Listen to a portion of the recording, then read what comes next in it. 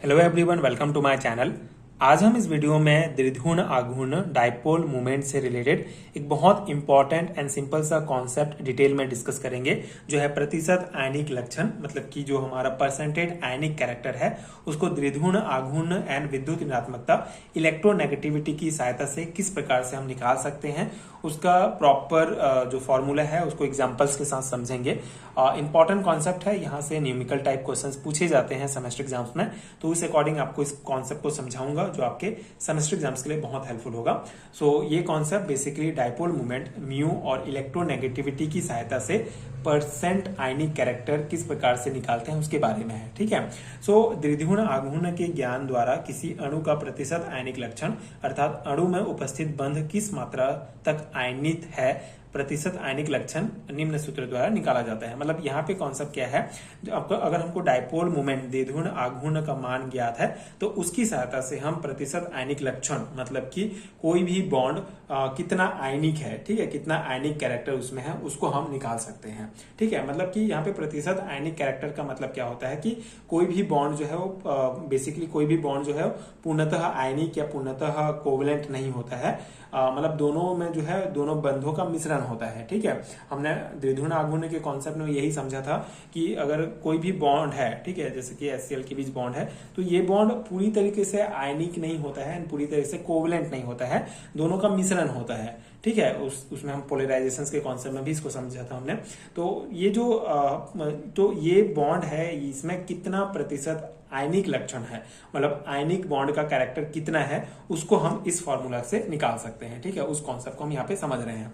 तो I hope कि आपको बेसिक समझ में आ गया होगा कि अगर हमको डायपोल मोमेंट का मान पता चल जाता है तो हम उसकी सहायता से ये पता कर सकते हैं कि कोई भी बॉन्ड में कितना प्रतिशत जो आयनिक कैरेक्टर होगा या वो बॉन्ड में कितना प्रतिशत आयनिक बॉन्ड है। ठीक है। तो यहाँ पे ये फॉर्मूला आपको मेनली याद रखना होगा, जो है प्रतिशत आयनिक लक्षण बराबर म्यू प्रेक्षित अपॉन म्यू परिकलित इंटू 100। ठीक है। मतलब प्रेक्षित मतलब होता है आपका, इसको इंग्लिश में आप याद रखेंगे तो भी आपको इजी पड़ेगा।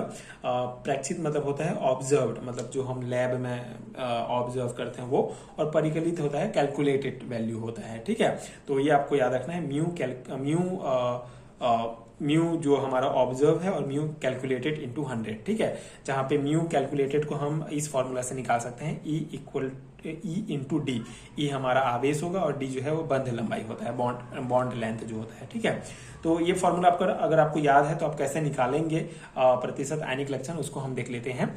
तो एग्जांपल हम ले रहे हैं HCl। ठीक है। तो HCl में अगर हम बात करें ऑब्जर्व डायपोल मोमेंट की, तो म्यू ऑब्जर्व बराबर 1.08 डी हम इसको मान रहे हैं। ठीक है। मानते हैं कि हमको जो लैब में जो ऑब्जर्व डायपोल मोमेंट है वो हमको 1.08 डी प्राप्त होता है।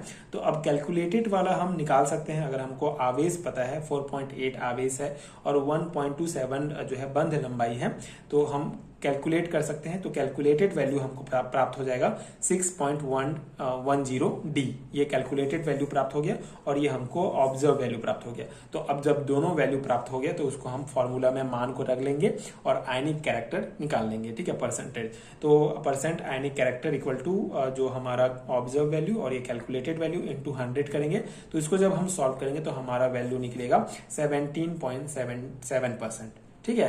तो इससे हमको क्या पता चलता है कि HCl में लगभग में आपको इसको लेना है मान को, लगभग 18% आयनिक कैरेक्टर है, आयनिक लक्षण है। ठीक है।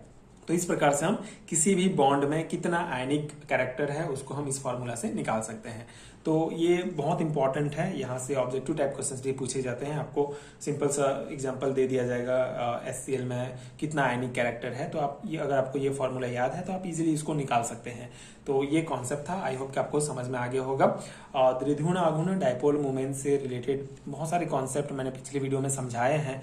द्विध्रुव आघूर्ण क्या होता है, किस प्रकार से डायपोल मोमेंट अगर हमको प्राप्त है तो हम मॉलिक्यूलर स्ट्रक्चर के बारे में पता कर सकते हैं। वो सब कॉन्सेप्ट मैंने समझाया है।